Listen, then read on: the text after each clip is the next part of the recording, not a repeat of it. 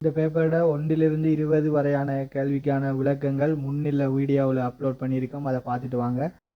இந்த வீடியோவில் 21ஆம் கேள்வியிலிருந்து 40ஆம் கேள்வி மட்டும் பார்ப்போம். சரி, 21வது கேள்வியை பார்ப்போம். இயற்கை பல்பகுதியங்களை மாத்திரம் கொண்ட தெரிவு பின்வற்றுள் எதென்று கடிக்காங்க. அதாவது ஒரு பகுதியங்க பல சேர்ந்த இதான் பல்பகுதியங்கள். இது அதிக அளவு சார் மூலக்கூற்று கொண்ட பெரும் மூலக்கூறுகள் என்று நம்ம குறிப்பிடுவோம். பல்பகுதியங்களை நாங்க ரெண்டாவது பிரிக்கலாம். ஒன்று இயற்கை பல்பகுதியம், செயற்கை பல்பகுதியம். இங்க கட்டிக்காங்க இயற்கை பல்பகுதியங்களை மாத்திரம் கொண்டன்னு கேட்டா நம்மளுக்கு விளங்கும் இரப்பர், புரதம், டிஎன்ஏ மற்றும் செல்லுலோஸ். முதலாவது ஆன்சரு நம்மளுக்கு இயற்கை பல்பகுதியம் மாத்திரம் காணப்படுற ஆன்சரா தான் இருக்கு முதலாவது ஆன்சர். இப்ப ரெண்டாவதுல என்ன பிள்ளை, பொலித்தீன் என்று சொல்றது செயற்கை பல்பகுதியம் வராது. மூன்றாவதுல பொலித்தீன், டெஃப்லோன் என்று சொல்றது வராது. நைலோன், டெரிலின் இதெல்லாம் செயற்கை பல்பகுதியம் அப்ப வராது. அப்ப முதலாவது 21க்கும் முதலாவது ஆன்சர். சரி, 22வது கேள்வியை பார்ப்போம். 22வது கேள்வி என்ன சொல்றாங்கன்னா, திணி உள்ள வாயு மூலக்கூறு ஒன்று சீரான வேகத்தில் பயணித்து சுவரில் மோதி மீண்டும் அதே கதியில் தெரிப்படையுதான். அப்ப என்ன செய்யலாம், கதி மாற இல்ல. அதே மாதிரி இங்க கேட்கிறாங்க வாயு மூலக்கூறின் இயக்க சக்திக்கும் உந்தத்திற்கும் யாது நிகழும் கேட்கிறாங்க. அப்ப கதி மாற இல்லையாம். அப்ப கதி மாறாட்டி என்ன நடக்காது நம்மளுக்கு. இப்ப நம்மளுக்கு தெரியும் இயக்க சக்தி என்று சொல்றது என்ன, ஒரு சக்தி. ஆகவே இது எண்ணிக்கடியம். அதே மாதிரி உந்தம்னு சொல்றது திணிவு தர வேகம். ஆகவே இது திசையை கொண்டிருக்கும். ஆகவே இது ஒரு காவிக்கணியம். அவ இங்க இயக்க சக்திக்கு திசை மாறுபட்டாலும் என்ன நடக்காது, இயக்க சக்தி மாறுபடாது. ஆனா இங்க முதலாவது சந்தர்ப்பத்துல எந்த திசையில போகுது, ஆகவே உந்தம் இந்த திசையில இருக்கும். அதே மாதிரி இங்க தெளிப்படைஞ்சு வரக்குள்ள இங்கால திசையில வரும். ஆகவே உந்தத்திர திசை மாறுபடும். அப்ப என்ன நடக்கும், இயக்க சக்தி மாறாது, உந்தம் மாறுபடும். 22க்கு 2வது விட. சரிதானே, வழங்கிட்டு தானே. சரி, 23வது கேள்வி பார்ப்போம். மனித சிறுநீரகத்தின் பிரதான தொழில். அப்ப மனித சிறுநீரகத்துல பிரதான தொழில் என்ன என்று கேட்டா நம்மளுக்கு நைட்ரஜன் கழிவுகளை அகற்றல். நைட்ரஜன் கழிவுகள் என்ற என்ன, யூரியா, யூரிக் அமிலம், கிரியேட்டினின், அமோனியா. அப்ப என்ன செய்யலாம், போன வருஷம் கடைசி ஓஎல் பேப்பர்ல என்ன முதலாவது கேள்வி, நைட்ரஜன் கழிவுகள் உருவாக்கப்படுற இடம் என்ன கேட்டாங்க. உருவாக்கப்படுற நைட்ரஜன் கழிவுகள் உருவாக்கப்படுற இடம் ஈரல். அது அகற்றப்படுற வெளியேற்றப்படுற அங்கம் சிறுநீரகம். அவ நம்மளுக்கு தெரியணும் மனித சிறுநீரகத்தின் பிரதான தொழில் என்ன என்று கேட்டோம்னு சொன்னா யூரியா உற்பத்தி செய்யறதுன்னு சொன்னா பிள்ளை. யூரியா உற்பத்தி செய்யறது ஈரல். ஆகவே என்ன செய்யுது, கழிவுப் பொருட்களை வெளியேற்று. அந்த அடுத்தது 24வது கேள்வி என்ன சொல்றாங்க, ஆய்வுடத்தில் 4 மாணவர்களால் கரைசலொன்று தயாரிக்கப்பட்ட விதங்கள் கீழே தெரிவுகளில் தரப்பட்டுள்ளன. அவற்றில் அமைப்பை செறிவாக, அதாவது செறிவுன்னு சொல்றது மூலின் கீழ் கனவளாக எடுத்து காட்ட முடியுமானது. அப்ப நம்மளுக்கு தெரியும் கலவை என்ற அமைப்பை நாங்க 5 விதமா சொல்லலாம். என்ன, திணிவு பின்னம், அடுத்தது கனவளவு பின்னம், அடுத்தது திணிவு கனவளவு வீதம், அதே மாதிரி மூல் பின்னம் சொல்லலாம். அடுத்து 5வது முறைதான் செறிவுன்னு சொன்னா மூலின் கீழ் கனவளவு. அப்ப இங்க கேட்கிறாங்க மூலின் கீழ் கனவளவாக எடுத்து காட்ட முடியுமான சந்தர்ப்பம் எதுன்னு கேட்கிறாங்க. முதலாவது சந்தர்ப்பத்தை பார்ப்போம். குளுக்கோஸின் 18 கிராமினை நீரின் 100 சென்டிமீட்டர் கனம். அதாவது இங்க திணிவின் கீழ் திணிவு சம்பந்தப்பட்டிக்கு இங்க கனவளவு. அப்ப திணிவின் கீழ் கனவளவு வீதம். அப்ப முதலாவது விட வராது. 2வது விடையை பார்ப்போம். ஒரு மூலண்டா மூளை தணிக்காங்க, இங்க கனவளவு தணிக்காங்க. அப்ப இதுல இருந்து என்ன செய்யலாம், மூலும் கனவளம். அப்ப 24க்கு 2வது விடைய சொல்லலாம். அடுத்து 3வது என்ன செஞ்சுக்காங்க, குளுக்கோஸின் 18 கிராம் திணிவு, அங்க கிராம், இங்க நீர்ல 100 கிராம் சொன்னா திணிவு வீதம். அப்ப இது வராது. 24க்கு 2வது ஆன்சர். அடுத்து 25வது பார்ப்போம். 25வது நிலமட்டத்தில் இருந்து 2 மீட்டர் உயரத்தில் உள்ள பொருள் ஒன்று சுயாதீனமாக கீழே விடப்படுகிறது. பொருளின் இயக்கம் தொடர்பாக பின்வற்று சரியான கூற்று எதன்று கிடைக்காங்க. பிரேக்கெட்டுக்குள்ள பொருளின் மீது தொழிற்படும் வழித்தடை இல்லைன்னு சொல்லியாங்க. இப்ப என்ன செய்யுமாம், மேல இருந்து 2 மீட்டர் தூரத்துல என்ன செய்யுது, ஒரு பொருள் கீழ் நோக்கி வருது. கீழ் நோக்கி வருதுன்னா நம்மளுக்கு தெரியணும் கீழ் நோக்கிய புவியீர்ப்பு ஆர்முடுகள் கீழ் நோக்கி இருக்குன்னு சொல்லணும். அப்ப என்ன நடக்குது, கீழே வர புவியீர்ப்பு ஆர்முடுகள் இருக்கத்தால அங்க வேகம் என்ன செய்யும், கீழ் நோக்கி வர வேகம் படிப்படியா அதிகரிக்கும். அப்ப என்ன செய்யும், வேகம் சீரான ஆயிக்கும்னு சொன்னது பிள்ளை, ஆர்முடுகள் சீரான ஆயிக்கும் சரி. அடுத்தது 3வது ஏன் பிள்ளை, ஆர்முடுகள் படிப்படியா அதிகரிக்கும் சொல்ல பிள்ளை, பொருளின் ஆர்முடு அதன் திணிவில் தங்கி இருக்கும் பிள்ளை. அப்ப என்ன செய்யும், கீழ் நோக்கி வரக்குள்ள புவியீர்ப்பு ஆர்முடுகள் 10 ms-2 என்று தெரியும் நம்மளுக்கு. அப்ப கீழ் நோக்கி வர விட ஆர்முடுகள் சீராகத்தான் இருக்கும். வேகம் மட்டும்தான் என்ன செய்யும், படிப்படியா அதிகரிச்சுட்டு வரும். சரியா? அப்ப ஆன்சர் 25க்கு ஆன்சர் வந்து 2வது ஆன்சர். சரி, அடுத்து வந்து 26வது கேள்வி பாவம். சுவாச தொகுதியுடன் தொடர்பட்ட நோயாக கருதக்கூடியது. அப்ப நம்மளுக்கு தெரியும் சுவாச தொகுதியுடன் தொடர்பட்ட நோய் என்று சொல்லக்குள்ள இங்க வரப்போகுது என்னன்னு சொன்னா புரோங்கைட்டிஸ் சொல்றது சுவாசப்பை அழற்சி. ஏன்னா அப்ப 26க்கு 3வது விட. அப்ப ஆத்ரோஸ்கெலரோசிஸ் என்று சொன்னா இது வந்து கொலஸ்ட்ரோலோட சம்மந்தப்பட்டது.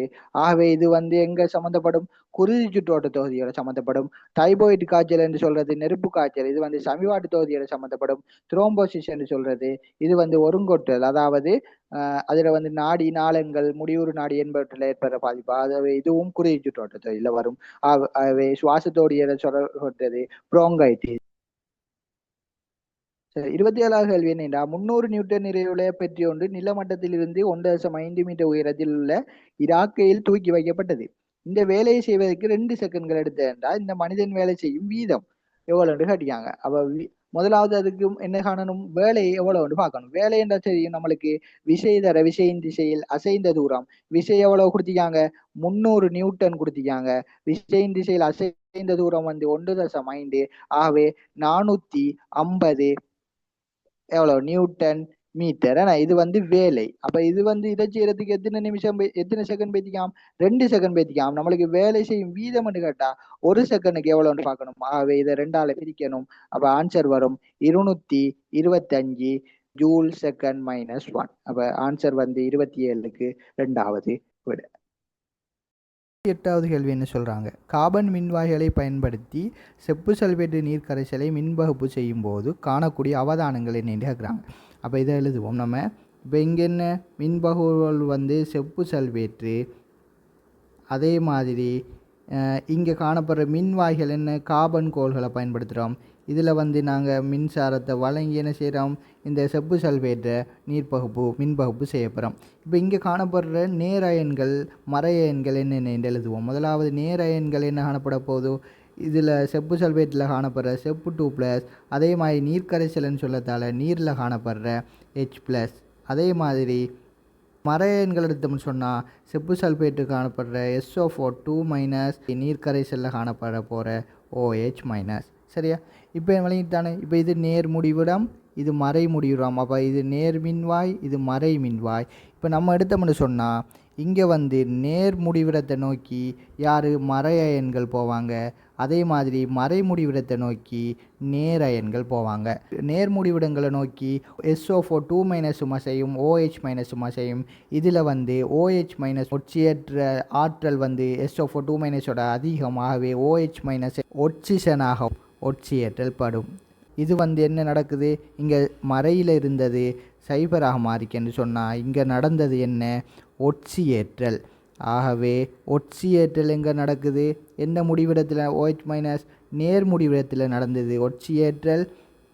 நேர் முடிவிடத்தில் ஒட்சியேற்றல் நடந்திக்கு ஒட்சியேற்றல். இங்கே ஒட்சியேற்றல் நடக்கிற முடிவிடம் நம்மளுக்கு தெரியும் அனோட். ஆகவே இங்கே வந்து நேர் முடிவிடம் அனோட். ஆகவே அனோட்டில் நடைபெறுற அவதானம் என்னென்றா ஒட்சிசன் வாயு வெளியேறுறது. அடுத்தது வந்து மறை முடிவிடத்தை நோக்கி போகிற அங்கே யார், இங்கே H+ம் செப்பு 2+ம் இருக்காங்க. இங்கே வந்து ஹைட்ரஜன் மேலே இருக்கும் தாக்குதிறன் வரிசையில், செப்பு கீழே இருக்கும். ஆகவே செப்பு வந்து விரைவாக தாழ்த்தப்படும். அப்போ என்ன செய்வாங்க, இங்கே வந்து அனோட்டில் வெளியிடப்படுற இலத்திரன்களை பெற்று செப்பு 2+ செப்பாக தாழ்த்தப்படும். அப்போ மறை முடிவிடத்தில் நடக்கிற தாக்கத்தை எழுதுவோம், செப்பு 2+ இலத்திரன்களை பெற்று என்ன செய்யும், செப்பாக தாழ்த்தப்படும். அப்போ இங்கே தாழ்த்தல் நடக்குது. தாழ்த்தல் நடக்கிற இடம் வந்து நம்மளுக்கு தெரியும் மறை முடிவிடத்தில் நடக்குது தாழ்த்தல். ஆகவே தாழ்த்தல் நடக்கிற இது என்ன, தாழ்த்தல் நடக்கிற முடிவிடம் நம்மளுக்கு தெரியும் கத்தோட். அப்போ என்ன நடக்கும், அனோட்டில் ஒட்சிசன் வாயு வெளியேறும், அதே மாதிரி கத்தோட்டில் வந்து செப்பு படியும், செங்கபில நிறம் தோன்றும். ஆகவே ரெண்டும் அவதானங்கள் வரப்போகுது. ஒன்று வந்து அனோட்டில் ஒட்சிஜன் வாயு வெளியேற, அதே மாதிரி கத்தோட்டில் வந்து நீருக்குள்ளே அமிழ்ந்திருக்க கார்பன் கோலில் செங்கபில நிறம் படிகிற. அப்போ கரைசலின் அனோட்டிக் அருகில் ஒட்சிஜன் வாயு வெளியேறுதலும் சரி, அதே மாதிரி மூன்றாவது கூற்று கத்தோட்டிக் கரைசலில் அமிழ்ந்த பகுதி செங்கபில நிறமாக மாறுதலும் சரி. 28க்கு மூன்றாவது வரும், முதலாவதும் வரும். இதுதான பிள்ளைகள்.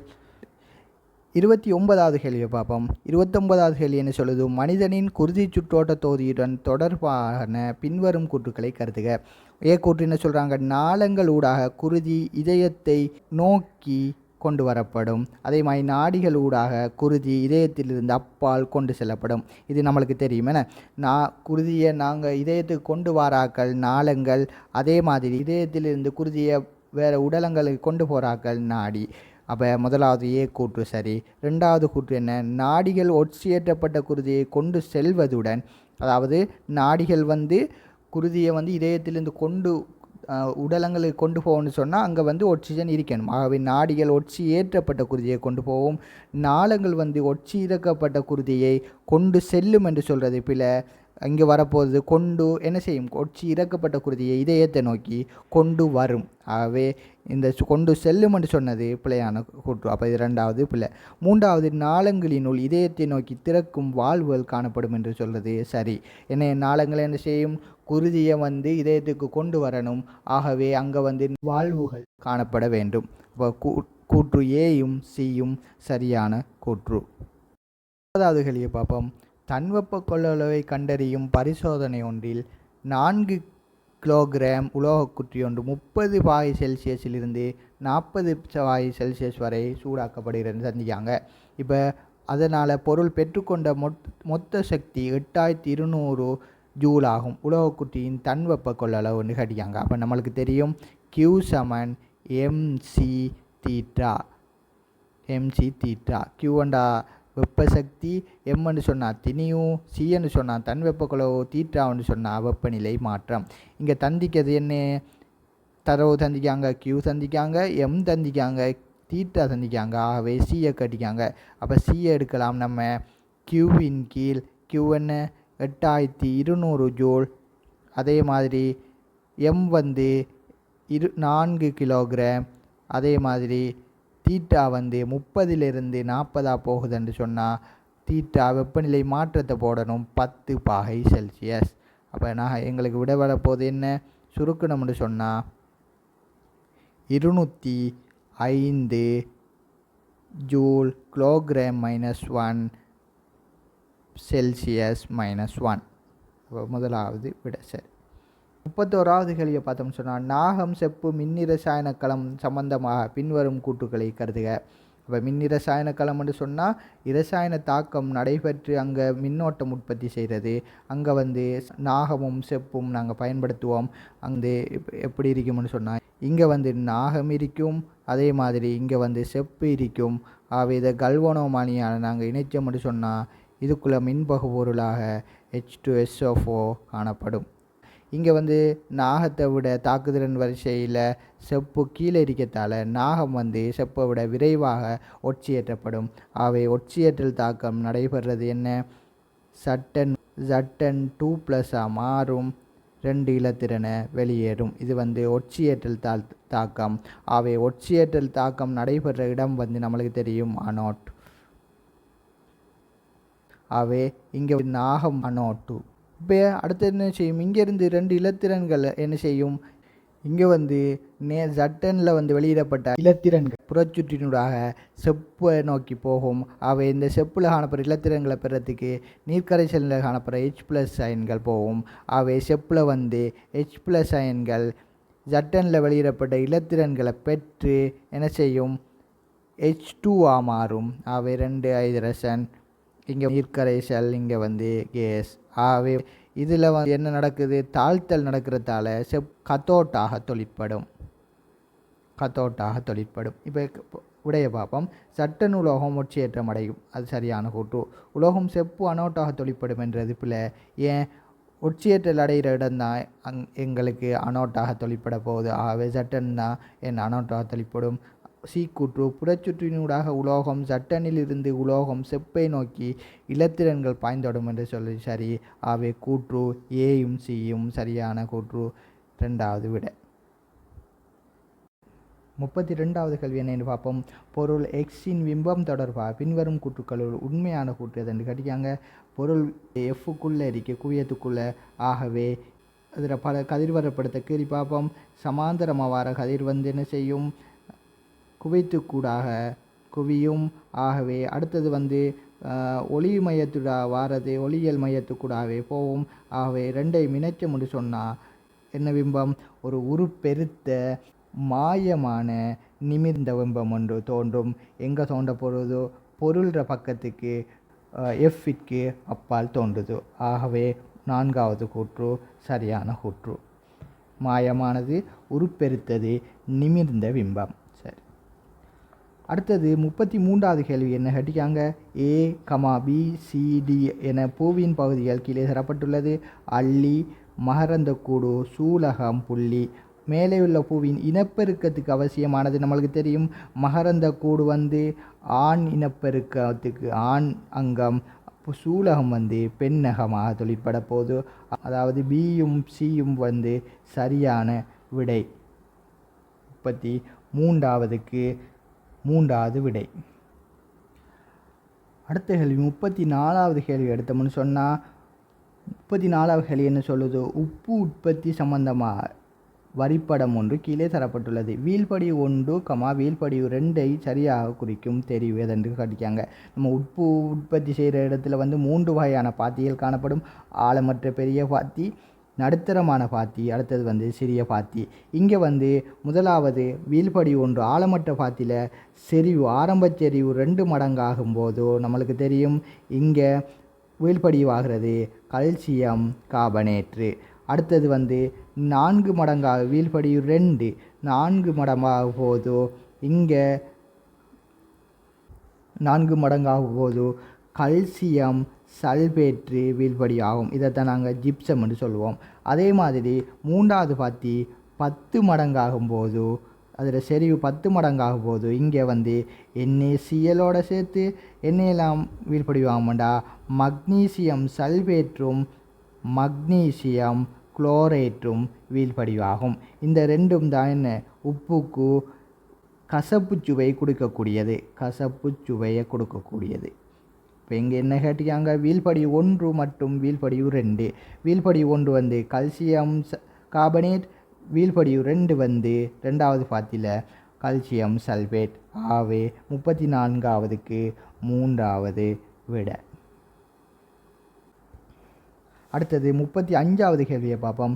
நீரிழை ஒன்று பயணிக்கும் நீர்மேற்பரப்பின் மீது காணப்படும் கடதாசி படம் ஒன்று வைக்கப்பட்டுள்ளது. ஏ கூட்டுத்தானாங்க நீரிழை நிமிடத்துக்கு 15 தடவைகள் மேலும் கீழுமாக அசைகின்றது. 2வது பி கூற்று அடுத்துள்ள இரு தாளிகளுக்கு இடையிலான தூரம் 0.2 மீட்டர். ஆகவே இதில் வந்து கேள்வி கேட்டிருக்காங்க. ஏ பி ஆகிய தகவல் மூலம் அலை இயக்கம் தொடர்பான பெறப்படத்தக்க முடிவு நம்மளுக்கு தெரியும் 15 தடவை மேலும் கீழும் அசையுது என்று சொன்னால் இதிலிருந்து நாங்கள் மீடிரன் அறிஞ்சு கொள்ளலாம். மீடிரன் சொன்னால் அலகு நேரத்தில் ஏற்படுற அலைகொள்கிற எண்ணிக்கை. 2வது இரு தாளிகளுக்கு இடையிலான தூரம் என்று சொல்லக்குள்ள இதிலிருந்து நாங்கள் அலை நீளத்தை அறிஞ்சு கொள்ளலாம். அலை நீளம் என்று சொல்கிறது 2 தாளிகளுக்கு இடைப்பட்ட தூரம் அல்லது 2 முடிகளுக்கு இடைப்பட்ட தூரம் அல்லது இந்த ஒரு அலைக்கு இடைப்பட்ட தூரத்தையும் நாங்கள் சொல்லலாம் அலை நீளம் என்று. அது லெம்டா வந்து குறிப்போம். ஆகவே விட வந்து மீடிரனும் அலை நீளமும். 36வது என்ன சொல்கிறாங்க, உருவில் உள்ளவாறு நிலைமாற்றியின் முதற் சுற்றானது 15 வோல்ட் உள்ள மின்முதலொன்றுடன் தொடுக்கப்பட்ட போது துணை சுற்றில் தூண்டப்படும் மின்னழுத்த வேறுபாடு எவ்வளோன்னு கேட்டிருக்காங்க. அப்போ நம்மளுக்கு இங்கே தரவுல வந்து சுற்றுக்களின் எண்ணிக்கை சந்திக்காங்க. முதல் சுற்றில் காணப்படுற சுற்றுக்கள் எண்ணிக்கை, துணை சுற்றில் காணப்படுற சுற்றுக்கள் எண்ணிக்கை, அதே மாதிரி முதல் சுற்றில் வழங்கப்பட்ட மின் அழுத்த வேறுபாடு சந்திக்காங்க. துணை சுற்றில் பெறப்படத்தக்க அழுத்த வேறுபாடு கட்டிக்காங்க. அப்போ இதில் இந்த நம்மளுக்கு ஒரே ஒரு சமன்பாடு, முதல் சுற்றில் காணப்படுற சுற்றுக்களின் எண்ணிக்கை துணை சுற்றில் காணப்படுற சுற்றுக்கள் எண்ணிக்கை சமன் முதல் சுற்றில் கொடுக்கப்பட்ட என்ன மின்னழுத்த வேறுபாடு துணை சுற்றில் பெறத்தக்க மின்னழுத்த வேறுபாடு. இதில் கேட்டிக்கிறது என்ன வந்து தரப்பட்ட தரவுகள் வந்து முதல் சுற்றில் 200 சுற்று, துணை சுற்றில் காணப்படுறது 400 சுற்றுக்கள். அதே மாதிரி முதல் சுற்றில் வழங்கப்பட்டது 15 வோல்ட், ஆகவே துணை சுற்றில் வழங்கப்படுறது இதென்று கேட்டிக்காங்க. நம்ம சுருக்கணும்னு சொன்னால் என்ன வரும், 2 விஎஸ்க்கு இங்கே போட்டோம்னு சொன்னால் விஎஸ் சமன், அதாவது துணை சுற்றில் பெறத்தக்க மின்னழுத்த வேறுபாடு சமன் 30 வோல்ட் என்று வரும். 36க்கு 3வது ஆன்சர். சரி, 37வது கேள்வியை பார்ப்போம். கீழே தரப்பட்டுள்ள ABCD என்பவை 4 வாயுக்கள் ஆகும். 4 வாயுக்கள் தந்திக்காங்க. கார்பனீரொட்சைட், குளோரோஃப்ளோரோ கார்பன், நைதரசனீரொட்சைட், கந்தக வீரொட்சைட். இங்கே கேள்வி கேட்டிருக்காங்க அமிலமலைக்கு பங்களிப்பு செய்வது. நம்மளுக்கு தெரியும் அமிலமலை என்று எடுத்தோம்னு சொன்னால் அமிலமலை 3 வகையான வாயுக்கள் பிரதானமாக தாக்கம் செலுத்தும். ஒன்று வந்து SO2 கந்தக வீரொட்சைட், கந்தக மூரொட்சைட் SO3, அதே மாதிரி நைதரசனீரொட்சைட் NO2. ஆகவே இதில் வார விட வந்து SO2 கந்தக வீரொட்சைட் மற்றும் நைதரசனீரொட்சைட் விட வந்து சியும் டியும் 37க்கு 4வது விட. அடுத்து 38வது கேள்வி. இலங்கையில் சக்தி நெருக்கடியை தீர்ப்பதற்கான நீடித்து நிலைக்கும் தீர்வாக அமைவது. இலங்கையில் கனிய எண்ணெய் தொடர்பில் போதுமான அளவு ஆய்வு மேற்கொள்ளல். 2வது கூற்று சக்தி வீண் விரயம் சம்பந்தமாக மக்களை அறிவூட்டல். 3வது உலக சந்தையில் குறைந்த விலையில் மசகு எண்ணெய் பெற்றுக்கொள்ளுதல். 4வது விட மீள புதுப்பிக்கத்தக்க மாற்று சக்தி முதல்களின் பாவனையை ஊக்குவித்தல். அப்போ சக்தி நெருக்கடியை தீர்க்கிறதுக்கான நீடித்து நிலைக்கும் தீர்வுன்னு சொன்னால் 4வது விட, அதாவது மீள புதுப்பிக்கத்தக்க, அதாவது ரீசைக்கிளிங் செய்யக்கூடிய மாற்று சக்தி முதல்களை உருவாக்கி கொள்றதால நம்ம சக்தி நெருக்கடியை நீடித்து நிலைக்கும் ஒரு தீர்வாக பெற்றுக்கொள்ள முடியும். அப்போ 38க்கு 4வது கூற்று சரியான விடை. அடுத்து 39வது கேள்வி என்ன சொல்கிறாங்க. விஞ்ஞான காட்சி ஒன்றில் வைக்கப்பட்டிருந்த 39வது கேள்வியை பார்ப்போம். விஞ்ஞான கண்காட்சி ஒன்றில் வைக்கப்பட்டிருந்த மேம்படுத்தப்பட்ட அடுப்பு ஒன்றின் மாதிரி கீழே உருவில் தரப்பட்டுள்ளது. அடுப்பு சம்பந்தமாக பார்வையாளர் மத்தியில் வலியுறுத்தப்படக்கூடாத விடயம் எதென்று கேட்டிக்காங்க. வலியுறுத்தப்படக்கூடாத விடயம் அவை இதில் வந்து பின்வற்ற விடைய வாசிப்போம். என்று விசிறி பயன்படுத்தப்படுவதால் தகனத்தின் விளைபொருட்களை ஆற்ற முடியதாக இருத்தல். இது சொல்லலாம் அவங்கள்ட்ட. அடுத்தது விசிறி பயன்படுத்தப்படுவதால் தகன துணை கிடைக்கும் வேகத்தை அதிகரிக்க செய்யலாம். இது ஒரு பயனானது. தகனத்துடைய ஒக்சிஜன் கிடைக்கிறது வந்து வேகத்தை அதிகரித்தோம்னு சொன்னால் தகம் நடைபெறது அதிகரிக்கும். ஆகவே இதை சொல்லையிலும் வலியுறுத்தப்படலாம். அடுத்தது 3வது இவ்வடுப்பை மேலும் வினைத்திறனான முறை மேம்படுத்த முடியும் என்று சொல்லலாம். 4வது ஒட்டு அடுப்பு தொழிப்பதற்கு தேசிய நெய்யிலிருந்து மின்னை பெற வேண்டியிருத்தல். இது வந்து வலியுறுத்தப்பட வேண்டியது தேவையில்லை. ஆகவே வலியுறுத்தப்படக்கூடாத விடயம் என்று சொன்னால் 39வது விடை. பண்ணித்தான பிள்ளைகள்? சரி சரி. 40வது கேள்வியை பார்ப்போம். உலகளாவிய தொற்று ஏற்படும் போது சுகாதார பழக்க வழக்கங்களை முறையாக கடைபிடிப்பதே அதிலிருந்து பாதுகாப்பு பெறுவதற்கான சிறந்த தீர்வாகும். அதற்காக மனிதர்கள் கையாண்ட சில வழிமுறைகள் பின்வருமாறு. அதாவது நம்மளுக்கு கொரோனா ஏற்பட்டு, ஏன்னா அப்போ கொரோனா ஏற்பட்ட காலத்தில் நாங்கள் என்ன செஞ்சோம், முகக்கவசம் மாஸ்க் அணிஞ்சோம், அதே மாதிரி தூய்மையாக பெற்றுக்கொண்டோம், கைகளை கழுவி கொண்டோம். ஏன்னா இதுதான் வந்து கையாண்ட வழிமுறைகள் தந்திக்காங்க. கீழே இது என்ன கட்டிக்காங்க, விஞ்ஞானமானவராக இதில் எவை சரியானவை என்று கூறுகின்றேன். அப்போ விஞ்ஞானமானவராக ஏ கூற்று என்ன சொல்கிறாங்க, முகக்கவசம் அணித முதலாவது நல்ல முறை. 2வது பி கூற்று உடற் தூய்மையினை பெறுதல், இதுவும் சரியான முறை. சம்பிரதாய பாதுகாப்பு முறைகளை விஞ்ஞானமானவராக இது சரி வராது. ஆகவே ஏயும் பியும் கூற்று 40க்கு 1வது விட சரியான விட. இதோட இந்த பேப்பரோட 1லிருந்து 40 கேள்வி மட்டும் பார்த்துட்டோம்.